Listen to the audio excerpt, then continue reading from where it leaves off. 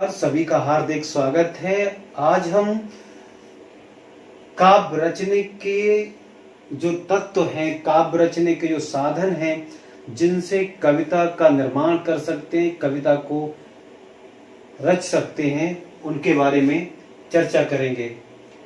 काव्य रचने के तत्व जो है वो तीन होते हैं: रस, छंद और अलंकार। रस काव्य को सुनने और पढ़ने से हमें जो आनंद मिलता है, उस आनंद को ही काव्य की भाषा में रस कहते हैं।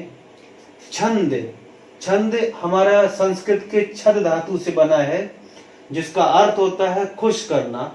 और छंद जो कविता रचने के नियम है, कविता को किस तरह रचा जाए, किस तरह उस पंक्तिबद्ध किया जाए, कितने वर्ण होने चाहिए, कितनी मात्राएं लगनी चाहिए, वो सारी चीजों में हम एक नियम लिखने का है। जिस तरह से व्याकरण गद्य रचना के लिए होती है, वही पद्य के लिए छंद जरूरी है जानना।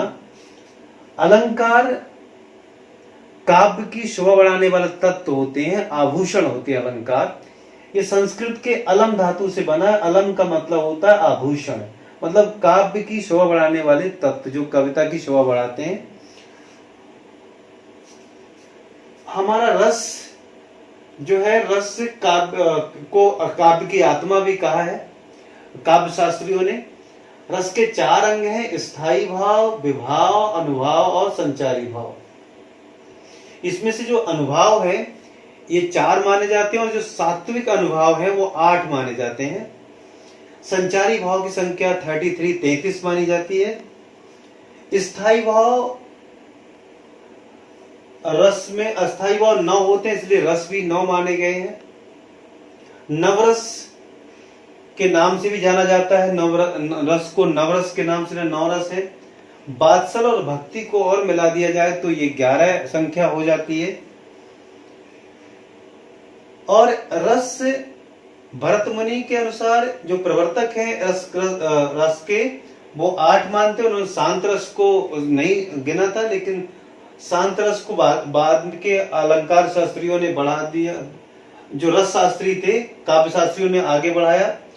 और उसके बाद 2 भक्ति और बात्सल को और मिलाया गया, तो कुल मिलाकर 11 रस हो गए।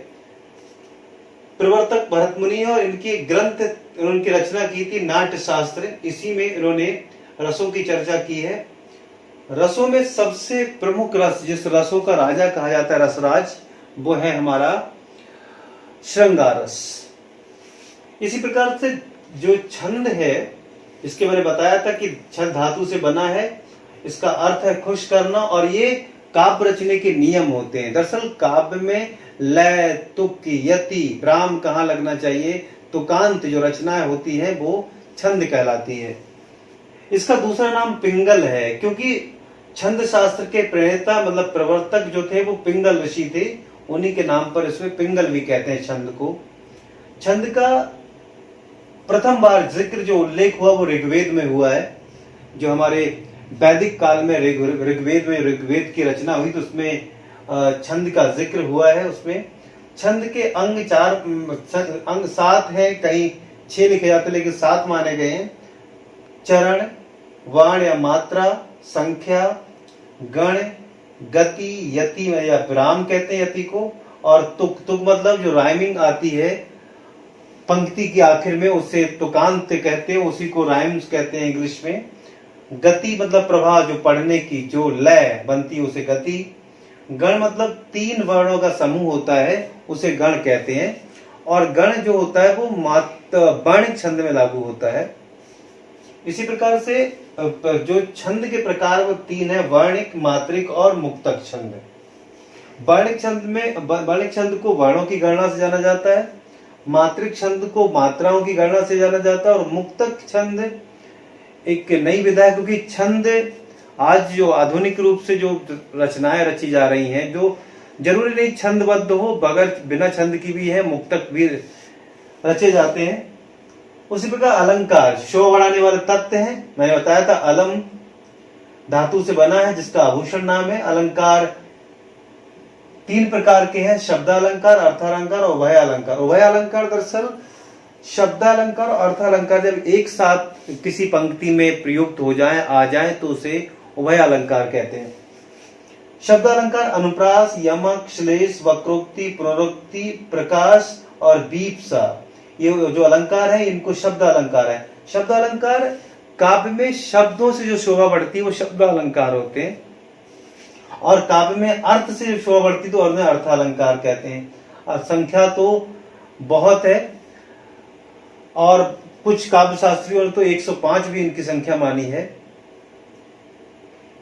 उपमा, रूपक, उत्प्रेक्षा, मानवीकरण, अतिशयोक्ति, प्रतीक, विभावना, व्यतिरेक, अनन्वय, इसी प्रकार और भी बहुत सारे हैं, जैसे असंगति है, ये सभी अर्थालंकार हैं। इस अलंकार शास्त्र के जो अलंकार था उसके प्रवर्तक भामह माने जाते हैं। इनकी ग्रंथ थी काव्य अलंकार। काव्य अलंकार में उन्होंने अलंकारों की चर्चा की है।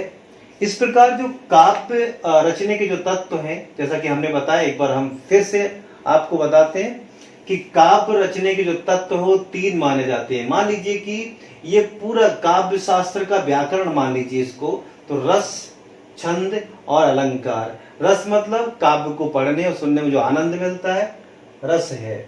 इसको काव्य की आत्मा भी कहते हैं। छंद, छंद धातु से बनी संस्कृत, इसका अर्थ होता है खुश करना, एक प्रकार के नियम है, पंक्ति को रचने के नियम है काव्य की पंक्ति को रचने का। और अलंकार जो शोभा, ऐसे शब्द या अर्थों के द्वारा जो काव्य में शोभा बढ़े, वो तत्व को हम अलंकार कहते हैं। अब हम अपने अगले वीडियो में, अगले क्लास में आपको एक एक करके तीनों को विस्तार से समझाएंगे। पहले रस को, उसके बाद छंद और उसके बाद अलंकार। धन्यवाद, फिर मिलते हैं।